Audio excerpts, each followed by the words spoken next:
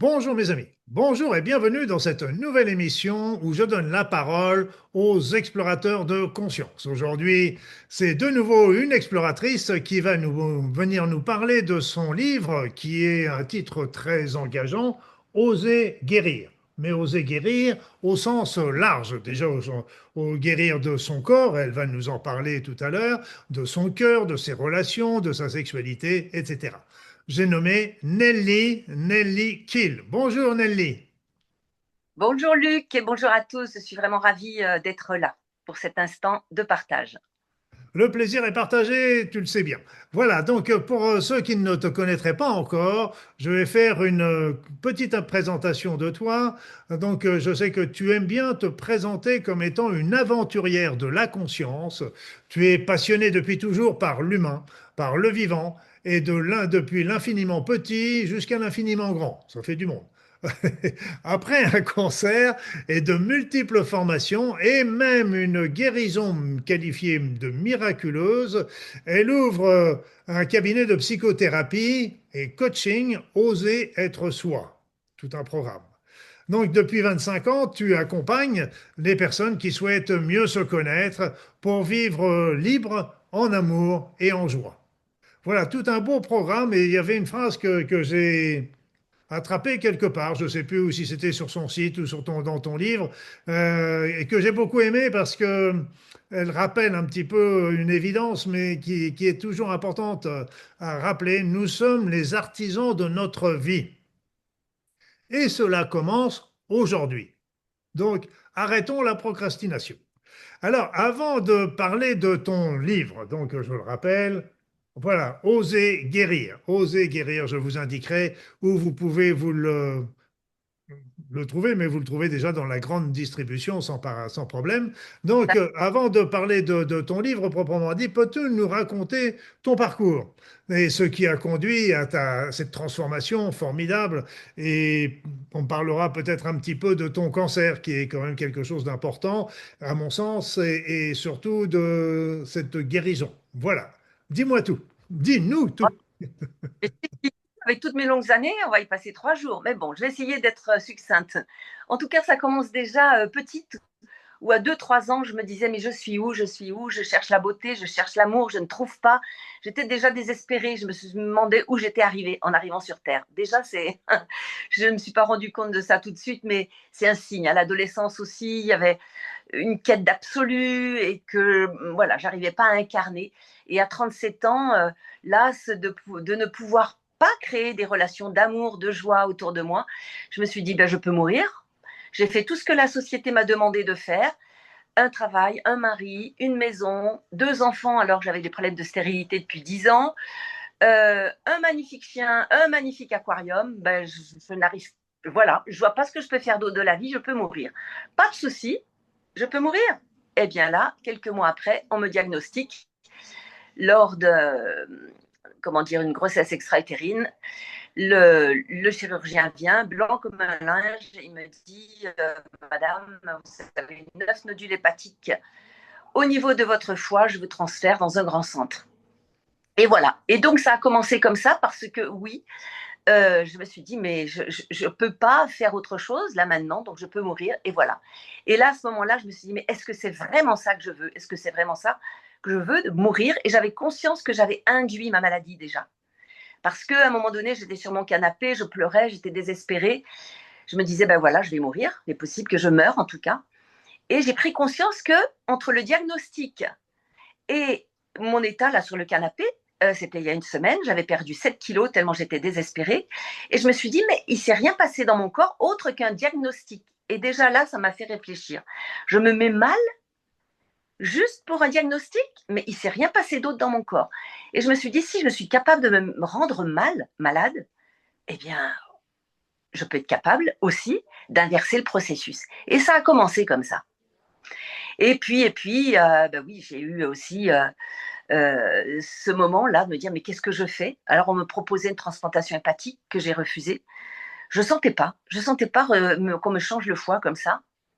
Et on m'envoyait dans un grand centre parisien. J'ai vu 2 grands pontes.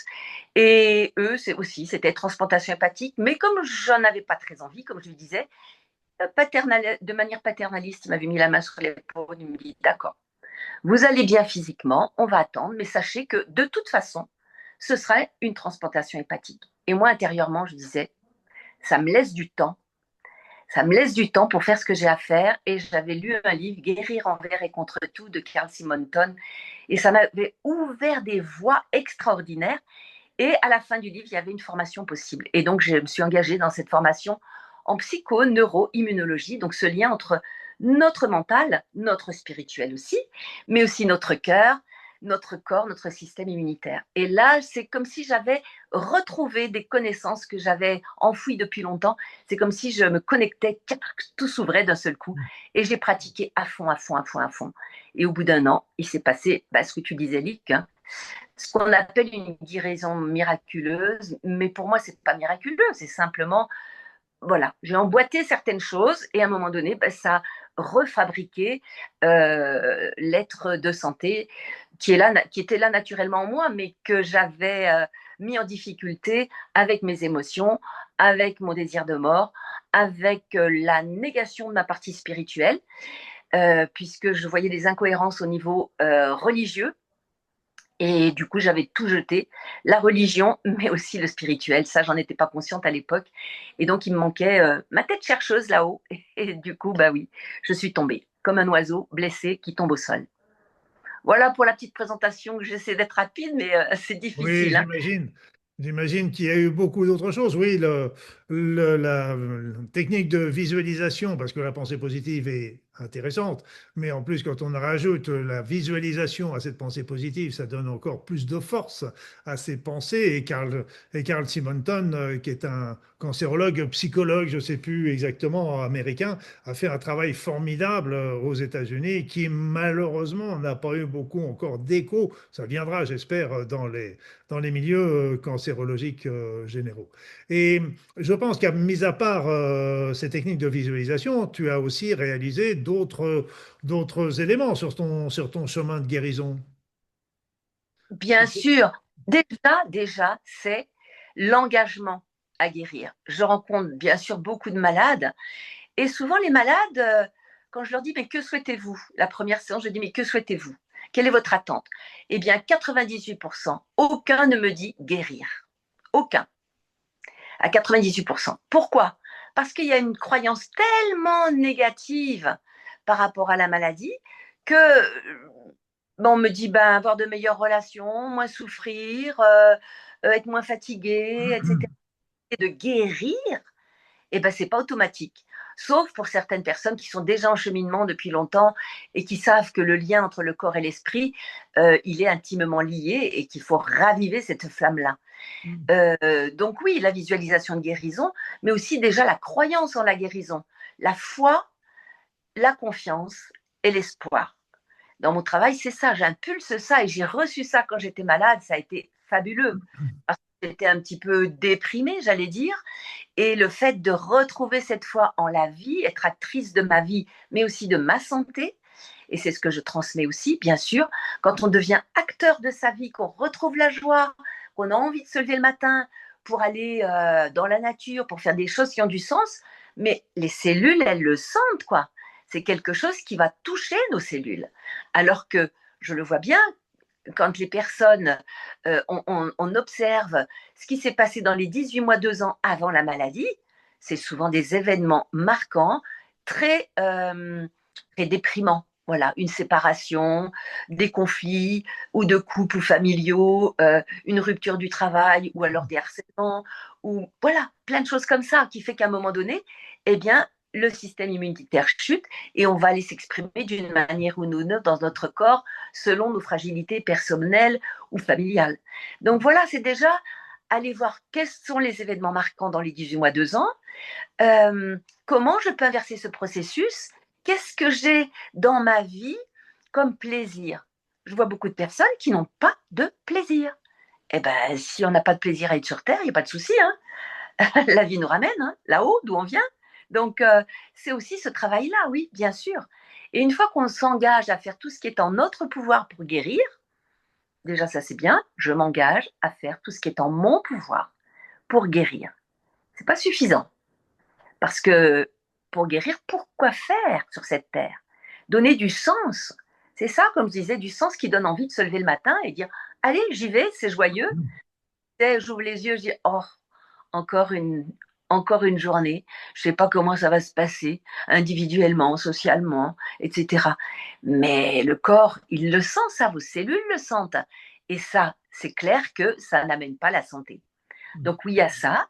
Il y a aussi quelles sont mes pensées. Il faut savoir qu'on a plus de 60 000 pensées par jour. Est-ce qu'on est conscient de nos pensées? Eh bien, en général, non.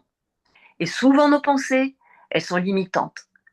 Elles nous amènent à dire je suis nulle, je ne suis pas à la hauteur, ou les autres ne sont pas fiables, ou ben, la planète ça va pas bien, tout va griller. Oui, je suis dans une région là où j'ai failli, là, il y a 3 jours, évacuer ma maison parce que les pompiers ont dit voilà, le feu est à 150 mètres, il y avait des flammes de 50 mètres de haut, ça avançait dans notre direction. Et je me suis surprise à me dire bon, qu'est-ce que je ressens? Et ben je suis restée calme et j'ai dit c'est ok. C'est ok si je laisse ma maison et qu'elle brûle, c'est ok.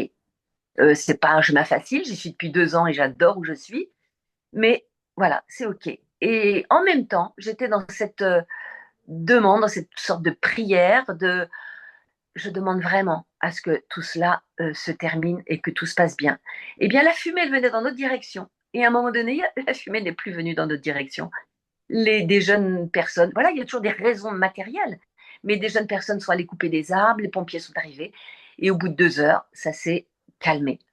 Mais c'est ça, on est tous acteurs de notre santé, mais aussi de notre vie. À chaque instant, il se passe des événements difficiles et comment je réagis face à ces événements difficiles?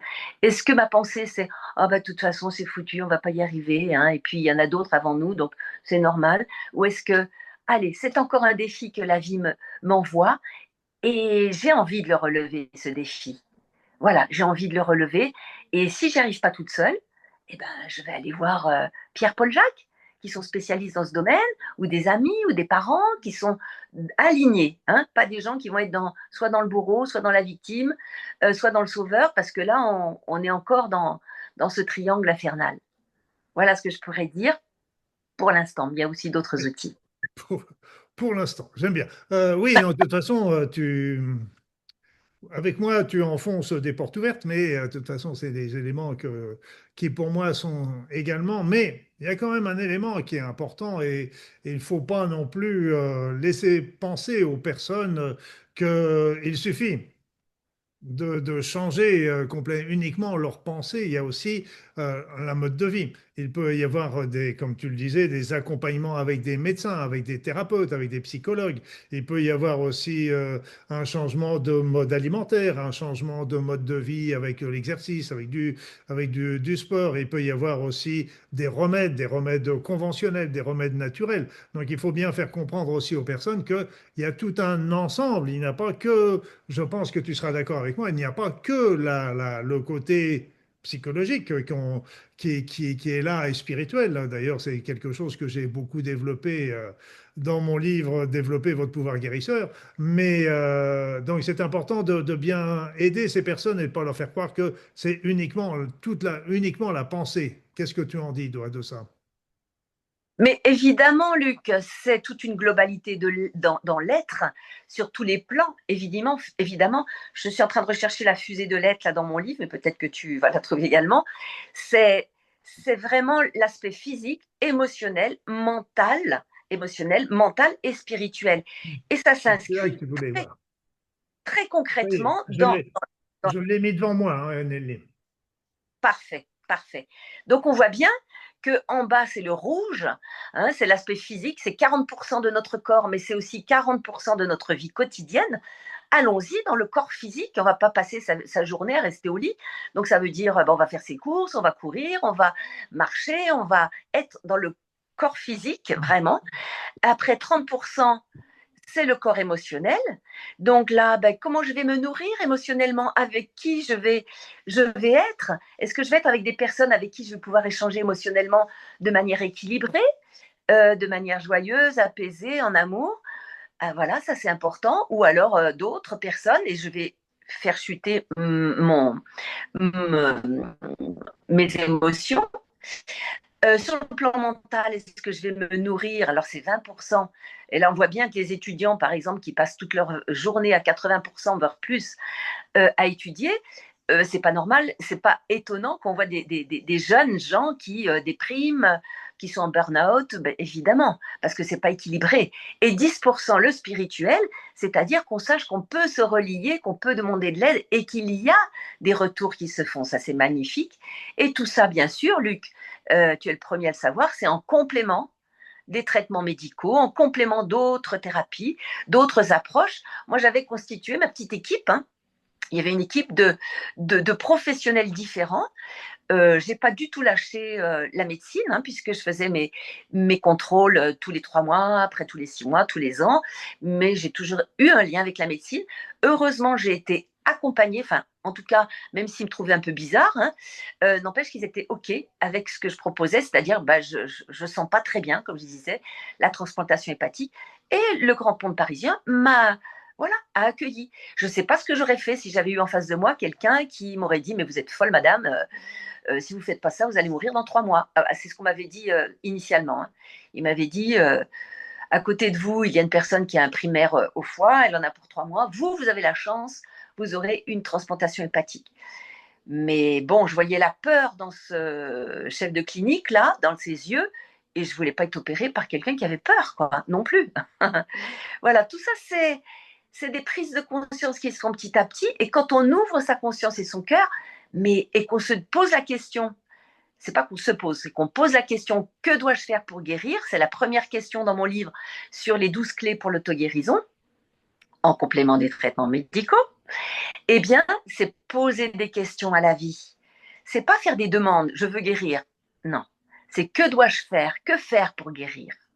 Et c'est là où cette grande bibliothèque vivante qui nous entoure, qui ne demande qu'à nous répondre, eh bien, va nous apporter, grâce à des synchronicités, un livre, une émission de télé ou une émission de radio ou une parole d'une personne, nous apporter la réponse. Et ça, c'est magnifique parce que tout est là. On n'est pas obligé d'aller, d'attendre que tout vienne, mais juste de solliciter. Et quand on ouvre les yeux, quand on ouvre sa conscience, eh bien, les réponses viennent. Hmm. Oui, et d'ailleurs, donc si je vais me faire l'avocat du diable et je dirais, pour toi, guérir n'est pas simplement faire disparaître une maladie. Ah oui, ça c'est intéressant, Luc, parce que si on fait juste disparaître une maladie, madame, on vous enlève cet organe-là, voilà, ok. Sauf que moi j'avais conscience que c'était pas par hasard que j'étais malade, que c'était un refus de vie, un refus d'incarnation. Donc oui, on m'aurait changé le foie, mais est-ce que ma foi, ça aurait changé ma foi? Eh bien non, je ne crois pas. Mhm.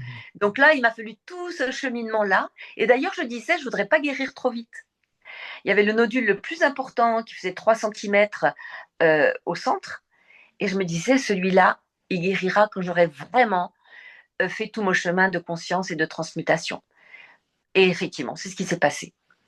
Et effectivement, si on nous enlève un organe, si on nous guérit, mais qu'on n'a pas guéri la cause, comme disaient les anciens, eh bien, ça va revenir ailleurs, sur un autre organe.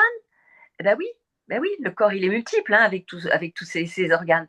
Donc oui, c'est important de guérir aussi notre vie, notre émotionnel, notre mental, notre manière de vivre, comme tu disais.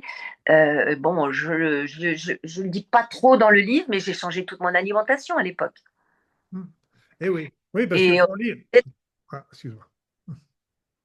Non, non, vas-y, c'est oui, à toi. Excuse-moi. Je pensais que tu avais terminé. surtout ne changez pas tout en même temps parce que c'est trop stressant. Bon, moi j'ai tout changé en même temps, mais parce que c'était joyeux. C'est Mhm. important de faire ça dans la joie et pas de faire ça dans la contrainte. Mais oui, c'est important de changer et son alimentation. Bon, de mon côté, j'ai enlevé la viande, les laitages. J'avais lu le livre de Catherine Koustmine qui avait écrit Soyez bien dans votre assiette pendant 80 ans et plus. J'avais acheté ce livre, on va dire, par hasard des années avant. Je ne l'avais pas lu.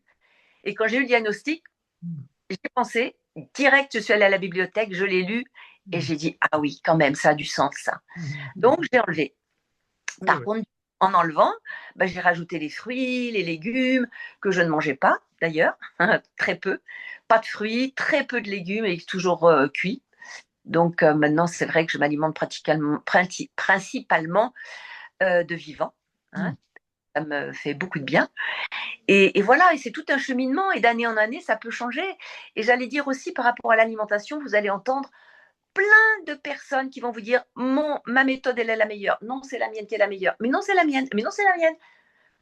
Écoutez votre corps, expérimentez, sentez ce qui est bon pour vous. J'entends certaines personnes qui font des régimes, je ne vais pas nommer lesquels, mais très restrictifs, et ils sont dans une tristesse extraordinaire, mais c'est même pas extraordinaire, c'est terrible. Ben, je pense que c'est contre-productif à ce moment-là. Donc, allez voir aussi ce qui vous fait du bien, parce que guérir, vous entendez, c'est guérir. Hmm. Donc, dans un de mes séminaires, c'est ça, oser être soi, un chemin d'éveil pour guérir. C'est remettre de la vie, c'est remettre de la joie dans sa vie. Hmm. La maladie, elle arrive aussi quand on est déprimé. C'est Paracelse qui le disait aussi, même Platon le disait, effectivement, qui s'était rendu compte que les femmes qui avaient un cancer, ça existait déjà à l'époque, et ben, c'était des femmes qui étaient tristes, Hmm. oui, qui étaient touchées émotionnellement. Et puis, on ne fait pas une maladie euh, par hasard non plus par rapport à son tempérament. Les personnes hyperactives vont plus faire une crise cardiaque. Les personnes ayant un cancer, c'est plus des personnes introverties. Donc moi aujourd'hui, je ferais plus une crise cardiaque si j'étais malade qu'un cancer, par exemple. Mais à l'époque, j'étais la petite Nelly réservée, timide, et rien que d'imaginer qu'on allait m'adresser la parole, mais j'étais tremblante à l'intérieur, j'avais chaud partout. Voilà. Bah, depuis, j'ai fait du chemin, je me suis formée, j'ai osé petit à petit, et encore petit à petit, pour être ce que je suis aujourd'hui, c'est-à-dire bah, oser rayonner ce que je sais, ce que je suis, puisque c'est mon chemin. Mais je suis partie de très très loin. Et c'est comme ça pour chacun. Si je le dis, c'est pas pour dire moi je, c'est juste pour dire que oui, nous sommes là avec nos difficultés, mais nous sommes là pour les transmuter, les transcender. Donc, la maladie serait un message de qui? De notre être, de l'univers, du divin, qui parle à travers notre corps pour nous dire qu'on est sur une mauvaise route, on oublie, même sans être sur une mauvaise route, je dirais plutôt qu'on oublie un peu les choses essentielles qui sont nous-mêmes, nos aspirations, nos rêves, etc. Qui nous parle à travers ce corps? Alors, je vais dire quelque chose qui va peut-être pas faire plaisir à tout le monde, quoique, bon, chez toi, Luc, les personnes sont déjà dans ce chemin d'éveil. Mais pour moi, la maladie, c'est un messager d'amour. C'est un messager d'amour qui vient nous dire, hé, là, attention, tu t'éloignes de tes besoins essentiels. Alors refais le point et vois ce que tu peux changer dans ta vie pour que tu sois aligné physiquement, émotionnellement, mentalement et spirituellement. Donc tout concourt pour qu'on puisse aller vers la santé.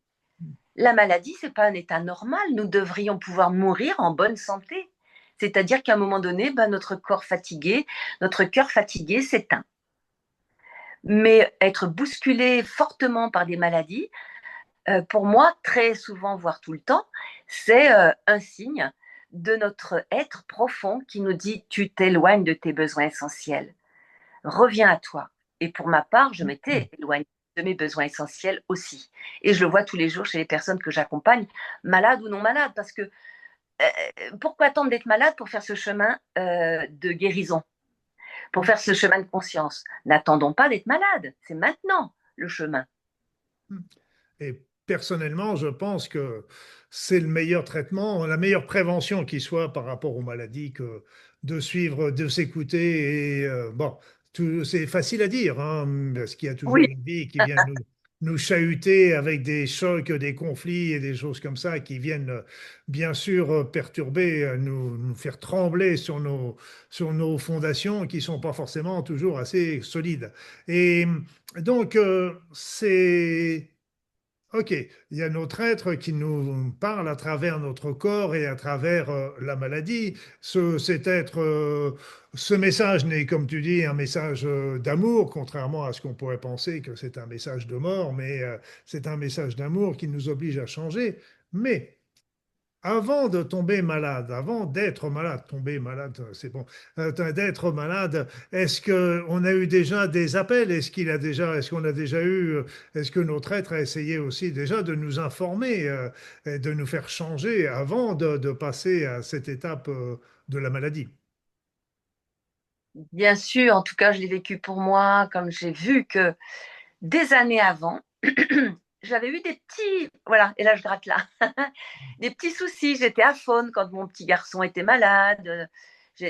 Voilà, j'étais aphone à ce moment-là. J'avais des infections urinaires, vaginales. Voilà, mon corps était pas réagissait. Mais quand je voyais mon médecin, c'était banalisé. Allez, un petit traitement et on repart.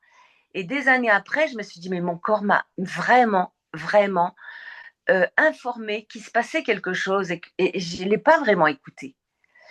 Et mon médecin, qui était très gentil, qui était homéopathe compétent, pour autant, ben, à tous les deux, on n'a pas réussi à entendre ce message suffisamment tôt. Mais sinon, on a effectivement des petits clins d'œil que nous fait notre corps, mais souvent, on est le nez dans le guidon. Les enfants, le travail, la maison, les conflits ou les difficultés par-ci, par-là, et on ne l'écoute pas. Hmm. Et comme, et comme la maladie, c'est un messager d'amour, eh bien, je vais vous dire encore autre chose. Quand la maladie est là, c'est vraiment important de voir quels sont les bénéfices liés à cette maladie. Et oui, j'entends des personnes qui vont me dire, mais non, c'est pas possible, on peut pas avoir des bénéfices quand on a une sclérose en plaques, quand on a un cancer, quand on a une crise cardiaque. Eh bien, si, si, si, si. Déjà, celui de s'arrêter. Parce que quand on est à fond, ben, ça permet de s'arrêter et d'être en connexion avec soi et de voir quelles sont les priorités.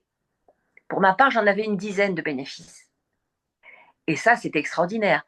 M'arrêter de travailler, parce que ça faisait 18 ans que je travaillais en tant qu'assistante sociale. J'ai adoré ce métier, mais je commençais à être épuisée. Pouvoir m'occuper davantage de mes deux petits jeunes enfants. Je me suis mise à la peinture, j'ai pu aller dans la nature plus souvent. Euh, voilà, il y en avait une dizaine. Ah oui, recevoir l'attention, l'amour aussi des proches qui se déclarent davantage. Ah oui, ça fait taire les conflits, ce genre de choses aussi. Donc voilà.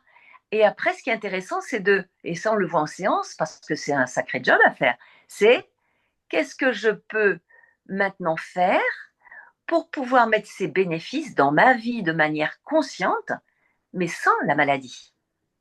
Parce que c'est comme ça qu'on voit après des rechutes au moment où comment dire, où le malade entend, eh bien voilà, maintenant vous êtes en rémission. D'ailleurs, j'aime pas du tout ce mot, mais voilà, à un moment donné, c'est important de parler de guérison, mais bon, c'est comme ça. Et voilà. Et le malade, à ce moment-là, me dit, ah, mais moi, j'aimais bien avoir toute mon équipe médicale et mon équipe de soignants autour de moi. Je vais plus les voir, je les aime bien. Et puis ma famille aussi, maintenant, ils vont plus prendre de mes nouvelles. Ah, eh bien c'est là. Qu'est-ce qu'on peut faire pour mettre en place justement un réseau plus affectif auprès de soi, faire des activités qui portent, encore une fois, qui donnent du sens. Et c'est tout un travail. De voir de ces bénéfices-là, on peut en faire quelque chose de beau parce qu'on va transmuter. Oui, et là, tu touches quelque chose aussi qui est important, c'est est-ce que tu penses que les relations familiales et affectives, évidemment, peuvent freiner ou favoriser la maladie ou et la guérison, je dirais quelque part. Quelle est leur place dans ce cheminement? Eh bien oui, c'est important ça aussi. Et là, on peut le voir avec le schéma de l'humain en évolution qui est dans la première partie du livre, parce qu'on part effectivement, quand on arrive sur Terre, on part de nos blessures émotionnelles d'incarnation, très rapidement, même avant la naissance. On est touché déjà parce que nos parents vivent. Chez les Chinois, ils prennent en compte la naissance à partir des 18 mois avant la naissance. Pourquoi? Parce que papa, maman, leurs conditions de vie, ça joue déjà sur nous. Donc nous sommes déjà touchés émotionnellement. Et après, qu'est-ce qui se passe? Eh bien, nous sommes tellement touchés que nous nous transformons. C'est la page 43. Hein, je ne sais pas si tu l'as vu. Voilà. Je la, Nous, je nous la sommes. remets, je vais la remettre en gros pour que tout le monde puisse bien la voir. Je vais essayer de Merci. l'épingler. Je fais quelques petites manipulations. Et puis, je suis. Pourquoi ça ne marche pas? Je ne sais Donc, pas. je peux quand même dire, Je ne sais pas. expérimente Ah, c'est là. que Voilà. Ça y est, nous j'y avons. suis. Et Voilà. comme nous avons nos blessures, elles nous transforment en jeu de pouvoir. Les blessures, elles sont tout à fait en bas du schéma. On voit bien que c'est très gris, très sombre. Pourquoi? Parce qu'on arrive sur Terre, c'est quand même le choc, c'est la chute. L'accouchement, la naissance, c'est pas des conditions, sauf quand on les vit dans des conditions exceptionnelles, mais ce qui est quand même assez rare encore de nos jours en France, ou même dans le monde, eh bien, l'enfant, il n'est pas accueilli avec amour, avec douceur. On l'attrape, on le pèse, on lui tape sur les joues, sur les fesses pour qu'il réagisse. Enfin, tout ça, c'est quand même assez violent. Et puis maman souffre, papa fait ce qu'il peut.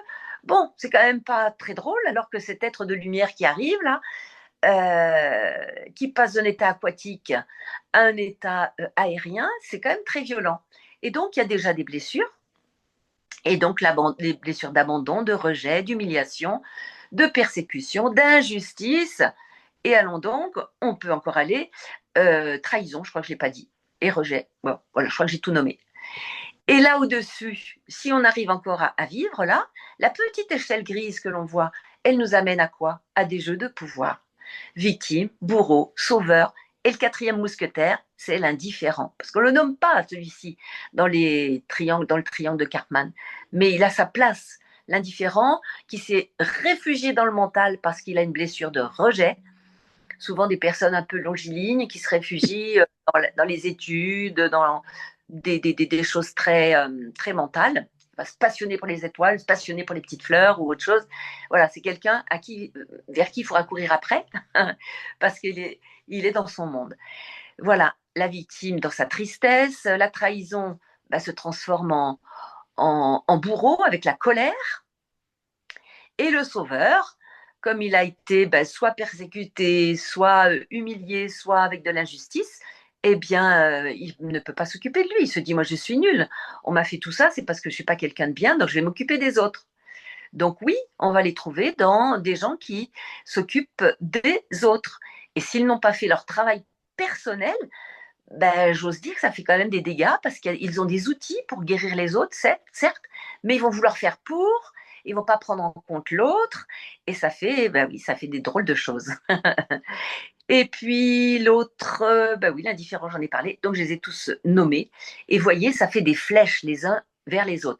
Et ça, la famille, c'est un bon terreau pour ça. C'est un beau terreau parce qu'on arrive dans une famille, soit on est bien accueilli, comme je disais tout à l'heure, mais aussi ça peut être une famille où on ne se reconnaît pas du tout. Et je sais qu'il y a des personnes qui se reconnaîtront là. On ne se reconnaît pas. On n'est pas accueilli pour ce que nous sommes. On est jugé. On est, voilà, pas reconnu. Et c'est là où ça commence à s'inscrire dans notre mental. Je suis nul, je suis pas quelqu'un de bien, je n'y arriverai pas, puisque j'ai entendu papa, maman, parfois instituteur ou institutrice dire ce genre de choses. Et ça s'engramme. Voilà, ça s'engramme dans notre corps émotionnel, dans notre corps mental. On en perd le lien au spirituel. Et c'est là où on peut mourir. À 90 ans, on n'a exploré que ces deux étages-là. Sauf que il y en a quand même un certain nombre. Et si vous êtes là, c'est que vous êtes parmi ceux-là qui se disent un jour, mais il n'y a pas autre chose que ça. Et puis un accident, une séparation, euh, une maladie, au bout d'un moment, quand même, ça pose question. Eh bien là, c'est le moment d'aller faire un travail sur soi. Quelle que soit la méthode, on commence par une approche, puis après il y en a d'autres, et surtout on ne s'arrête jamais. C'est jusqu'au dernier souffle. Et puis ce qui se passe là, eh bien, nous arrivons aux actions conscientes. Aux actions conscientes où nous sommes en connexion avec nos capacités. Est-ce que c'est bon, Luc, je peux continuer? Ah, mais je te suis, je t'écoute, j'ouvre tous mes canaux, je bois tes pensées. Voilà.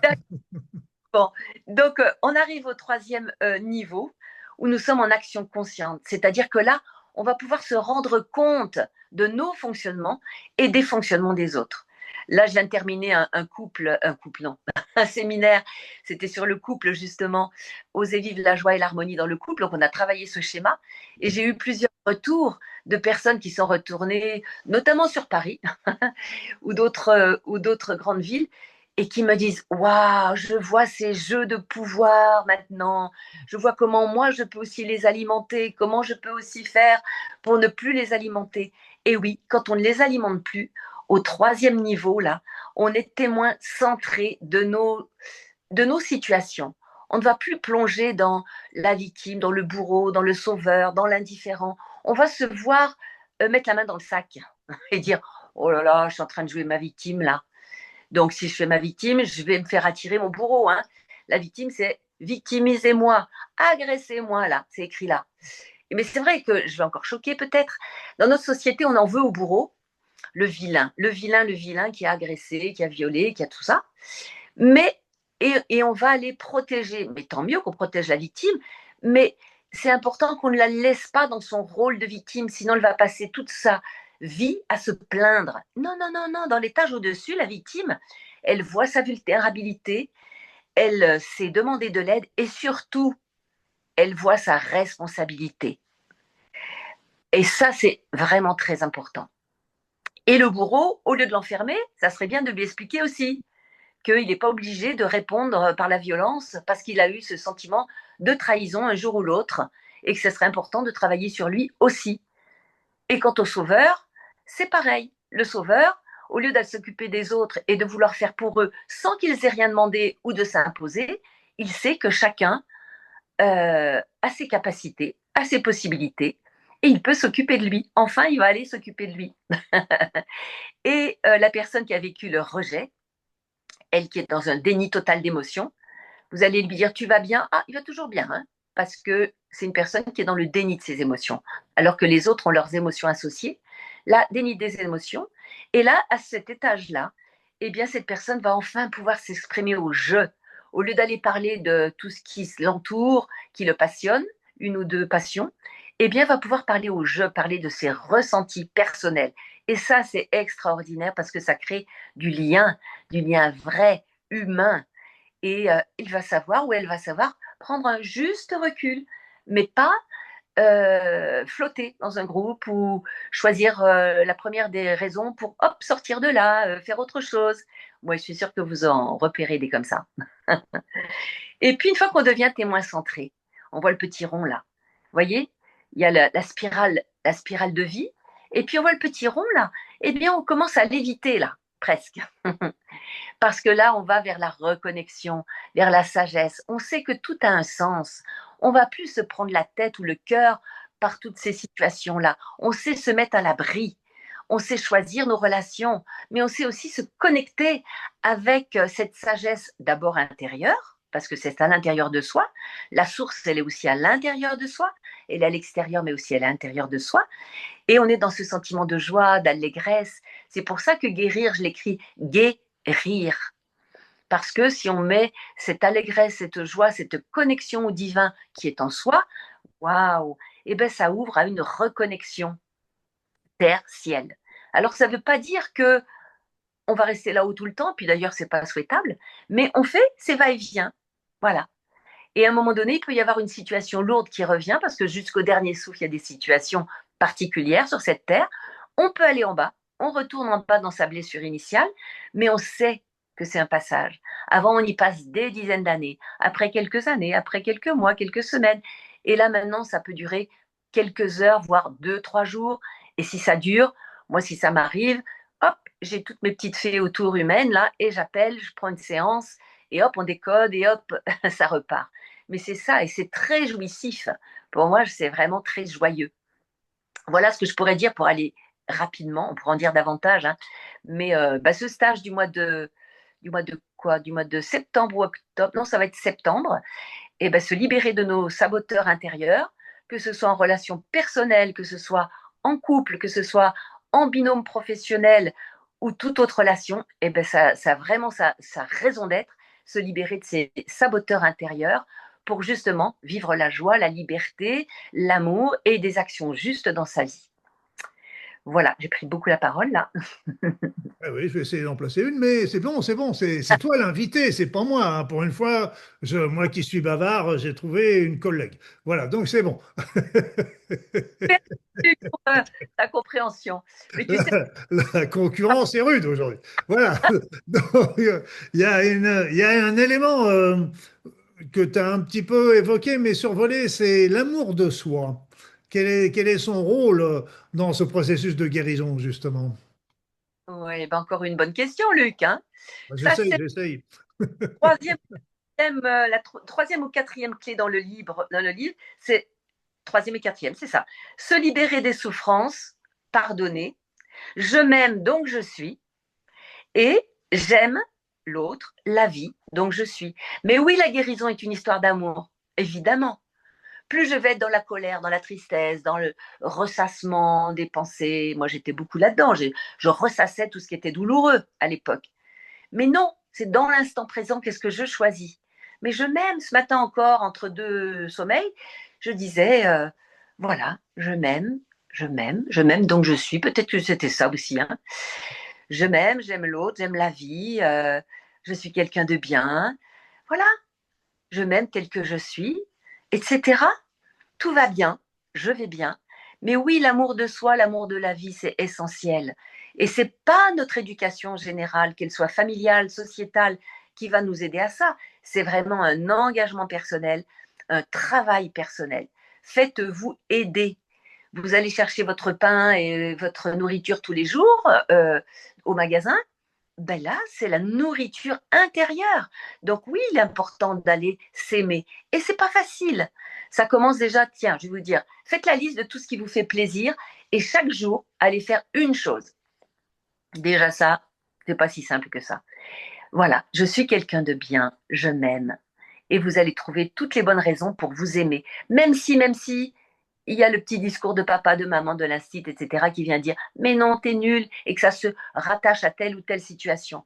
Écrivez toutes ces situations-là sur un papier, vous les brûlez, et vous allez mettre les cendres dans la rivière, dans la mer, dans la terre, au pied d'un arbre, en demandant que la nature vienne transmuter, parce qu'elle est là pour ça.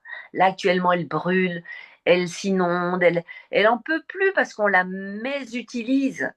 Mais si on l'utilise pour guérir nos blessures, elle le demande ça, et on la remercie. On la remercie pleinement, parce que pour la guérison, c'est ça aussi, c'est le lien intime à la nature.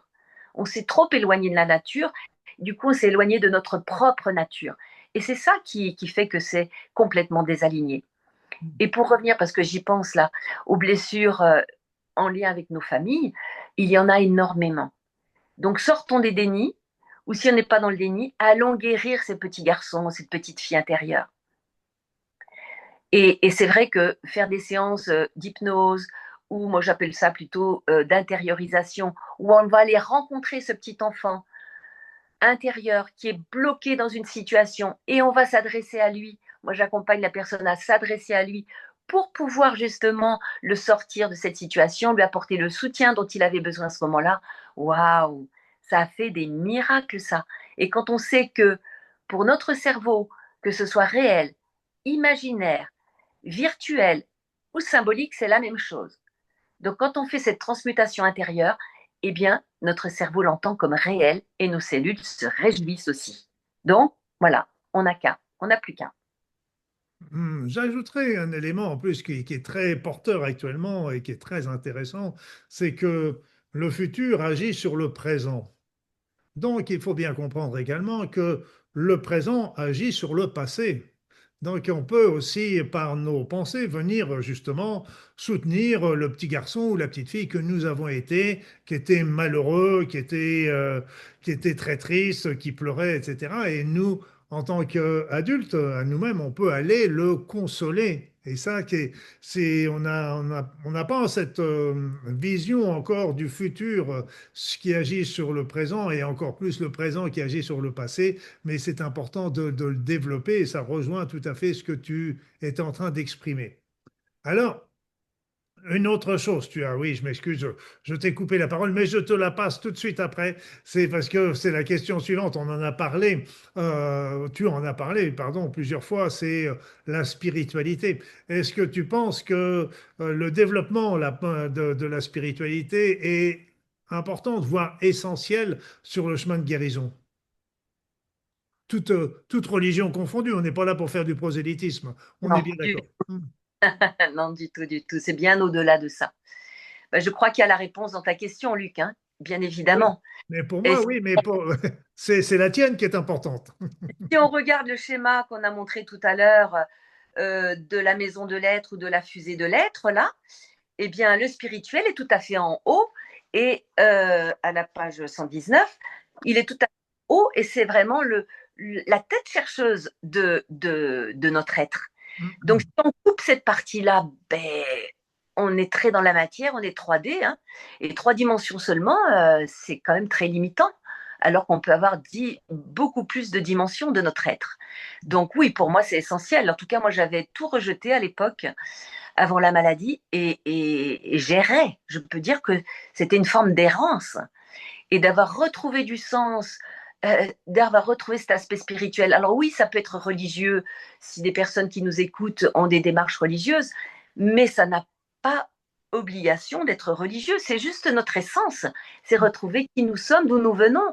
Alors après, on peut voir nos origines, hein, d'où nous venons encore, et bon, j'ai continué à ce niveau-là aussi, et c'est vrai que quand on approche cette partie spirituelle, ça donne du sens à la vie, du sens à notre guérison, du sens aux difficultés aussi qui se présentent, parce que non pas, on devient non pas fataliste, mais plutôt être dans l'acceptation de ce qu'on ne peut pas changer. Mais avant d'accepter ce qu'on ne peut pas changer, c'est qu'est-ce que je peux faire pour changer dans ma vie ce qui est nécessaire pour que j'aille mieux. Donc, c'est vrai que d'avoir cette dimension-là, mais pour ma part, et je le vois bien pour les personnes que j'accompagne, ça aide énormément. À 99%, les personnes que j'accompagne sont déjà dans cette démarche. Et je vois bien combien c'est difficile de sortir de son rôle de victime quand il n'y a pas cette dimension-là. Parce que la personne tourne en boucle dans son rôle de victime. Je le vois pour une personne là, actuellement, et je ne suis pas sûre qu'elle continue le travail parce que elle ne veut pas sortir de ce rôle de victime et il n'y a pas cette dimension-là. Eh bien, ça avance pas. Ça avance pas et moi je m'épuise. Et donc d'avoir cette dimension de compréhension de notre vie, que nous ne sommes pas qu'un morceau de chair sur Terre, mais que nous avons aussi d'autres dimensions et qu'on peut se relier à ces autres dimensions, waouh, ça donne une puissance et ça a créé des miracles aussi. Voilà. Eh oui.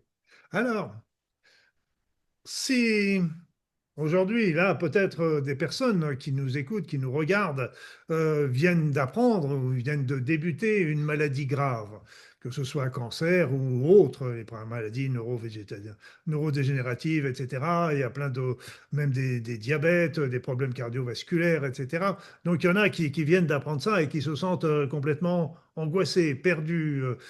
Et qu'est-ce que tu pourrais leur donner comme, passer comme message pour les aider, faire le premier pas vers la compréhension, vers la guérison, tout simplement. Ah, c'est une question forte, ça, hein. Je me ressens parce que qu'est-ce que je peux donner à ce moment-là pour que la personne puisse retrouver un peu son centre? Eh bien, je dirais que c'est ce que je... Ah, flûte, avec un... Je ne sais pas comment faire pour éteindre ça. C'est pas grave, on ne l'entend pas, c'est bon, mais on te voit. Voilà. Et donc, que dire à une personne qui vient d'avoir une maladie? Elle se sent écrasée, elle a peur de ne pas y arriver, elle a peur de mourir. Respirer, aller dans la nature, se connecter à un arbre, à s'allonger au sol, se dire que rien n'est figé, conserver la foi, l'espoir, la confiance. Quoi qu'il arrive, je garde foi, espoir, confiance. Respirer, se dire je vais bien. Voilà, il y a eu un diagnostic, ok, mais je vais bien. Quoi qu'il se passe, moi je dis je vais bien, tout va bien. Même quand il y avait le feu là, où je devais quitter la maison, là, prendre mes petites affaires et quitter la maison. Finalement, ça ne s'est pas fait. Mais tout va bien, je vais bien. Pourquoi? Parce qu'il y a un diagnostic, on va aller créer tout un scénario négatif. Non, c'est un choix. Soit je peux me projeter sur la mort, et ceci dit, on peut parler de la mort aussi, hein, ou soit je peux me projeter dans ah, c'est une expérience à vivre, je relève le défi, je vais créer mon équipe pour aller mieux. La maladie est un messager, je vais écouter ce messager, je vais faire une petite méditation intérieure, aller contacter ma sagesse intérieure et lui demander quel est le message que je dois faire pour guérir. Donc respiration, euh, relâchement, et puis aller contacter sa sagesse intérieure. Mhm. Très bien, parce que c'est vrai que la première chose, c'est déjà de comprendre l'espoir, toujours donner de l'espoir et dire que nous ne sommes pas des statistiques, nous ne sommes pas des pronostics. Parce que quand on dit, par exemple, monsieur, madame, vous avez telle maladie et vous avez 80 ou 90 chances sur 100 de mourir dans les mois qui viennent, eh bien, on oublie, hein, on regarde toujours les 80 et 90%, mais on oublie une chose qui est très simple. Et les 10 et 20% qui restent, on les C'est oublie. ça. Bon. Et il y en a pourtant qui guérissent. Et pourquoi on serait dans les 80 et pourquoi on ne serait pas dans les 20? Et donc, c'est ça aussi qui est important. Nous ne sommes pas des statistiques, nous ne sommes pas des pronostics. Et il y a beaucoup de personnes qui sont là aussi parce que le pronostic est terrible en sens que ça nous enfonce dans un Oui. état souvent très pessimiste, alors que, et donc ça aggrave encore la situation. Et puis, donc, là, alors qu'il y en a quelques-uns qui vont prendre le pronostic et qui vont rebondir. Ils disent, ah bah tiens, t'as dit que j'avais plus que quelques mois à vivre, et ben tu vas voir, je serai là encore dans 10 ans et je viendrai encore te dire bonjour. Donc il y en a quelques-uns qui retrouvent la force dans cette. Mais c'est qu'il faut savoir, c'est l'espoir. L'espoir toujours de se dire, on a la possibilité. Et je pense que tu ne me contrediras pas, mais tu vas nous le dire dans un instant. Je pense que aujourd'hui, la femme que tu es aujourd'hui n'est pas la même que celle qui était au moment de la découverte de ton cancer. Alors non, vraiment pas du tout la même, et je voudrais pas la retrouver celle-ci. Elle avait 37 ans et non, je préférais celle que je suis, avec la liberté d'être que je suis, avec voilà, mes pensées, mes émotions, mes projets, c'est extraordinaire. Donc non, je voudrais pas revenir à cette époque-là.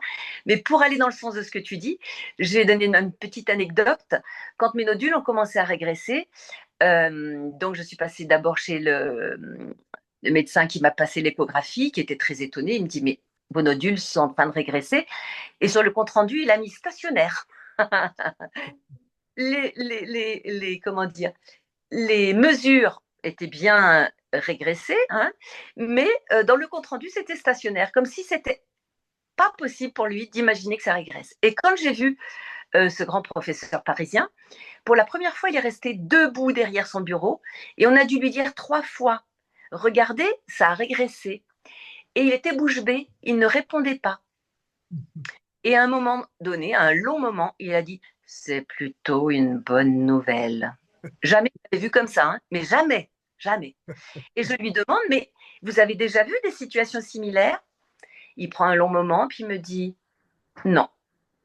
Et puis encore un long moment après, ça devait vraiment beaucoup le travailler, hein. Il me dit, j'ai déjà vu des rémissions pour une année ou deux. Ça fait 30 ans quand même, hein. Eh bien, cette parole-là, à l'intérieur de moi, heureusement que je faisais ma formation et que je croyais à cette guérison. À l'intérieur, je lui ai dit, cause toujours, moi je crois en autre chose. Ça rejoint là. Et tu vois, ça me frissonne là. Il fait Eh très oui. chaud et ça me frissonne. On a le droit, et Luc, en tant que médecin, peut-être tu me contrarieras pas, puisque justement tu parlais des statistiques, on a le droit de faire mentir les statistiques, on a le droit et même le devoir, si on est un être bien vivant, d'aller choisir le bon côté de la statistique. Si on a 10%, eh ben c'est moi. Voilà. Et on a le droit de faire mentir nos médecins, parce qu'eux aussi, ils ont leurs croyances, ils ont leur formation. On a le droit aussi de négocier des choses et puis d'avoir d'autres croyances. Il est fait selon nos croyances, beaucoup. C'est pour ça qu'au début, j'ai beaucoup parlé de nos pensées. C'est essentiel, nos pensées. Si dans la maladie, je pense, bah, je suis foutu quoi que je fasse, bah, qu'est-ce qui va se passer? Ici, le désespoir, et puis je vais baisser les bras, je vais rester sous la couette en attendant que ça se passe. Mais ça ne se passera pas bien. Bah, non, il y a des risques en tout cas. Alors que si je dis, comme moi je l'ai dit à l'époque, waouh, qu'est-ce qui se passe? Je vais vivre quelque chose de grand. C'est ça que j'ai vu cette pensée qui partait. Je vais vivre quelque chose de grand. Je ne sais pas où je suis allée chercher ça. C'est sans doute au fond de moi. Mais c'est vrai que j'avais lu le livre de Coué, d'Émile Coué, comment ça s'appelait là? Chez mon grand-père, j'avais 11 ans. Et du coup, j'ai repensé à ça. Et je me rappelle me réveiller la nuit, alors qu'on était entre les deux diagnostics. Vous avez un cancer, mais je ne sais pas ce qu'on va faire de vous. Peut-être que ce n'est pas un cancer. Ah oui, ça, je peux le dire. À un moment donné, le médecin de Bordeaux m'appelle et me dit c'est peut-être pas un cancer. On envoie chez la napathe de Paris et de Toulouse. Et là, vous savez ce que j'ai ressenti? Je suis sûre que vous y penserez, vous le verrez pas, vous ne l'imaginerez pas. J'ai eu une déception, une déception. Et ça, Carl Simonton en parlait. Il disait les malades, il y a une partie d'eux qui est contente d'être malade. Pourquoi? Parce qu'on rejoint les bénéfices liés à la maladie. Parce qu'on n'a pas réussi à faire face à sa vie, à apporter les bénéfices à sa vie sans la maladie. Donc le but, c'est de mettre les bénéfices dans sa vie, mais sans la maladie.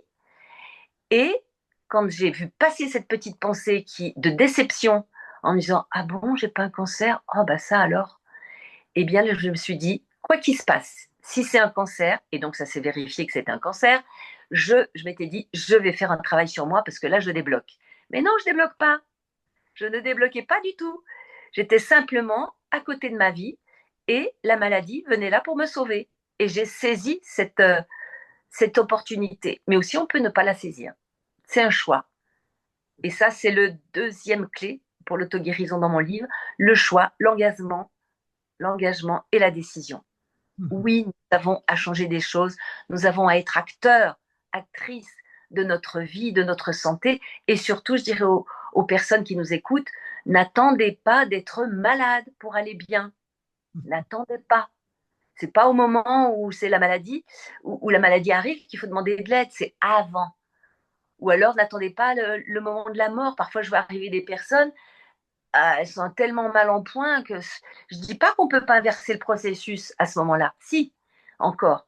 Mais ça demande beaucoup, beaucoup, beaucoup plus d'énergie et d'engagement. Et C'est oui. maintenant. Et je pense personnellement, depuis pas mal d'années, que la prévention des maladies, bien sûr, passe par un changement avec une bonne alimentation, un bon mode de vie, etc. On est bien tous d'accord.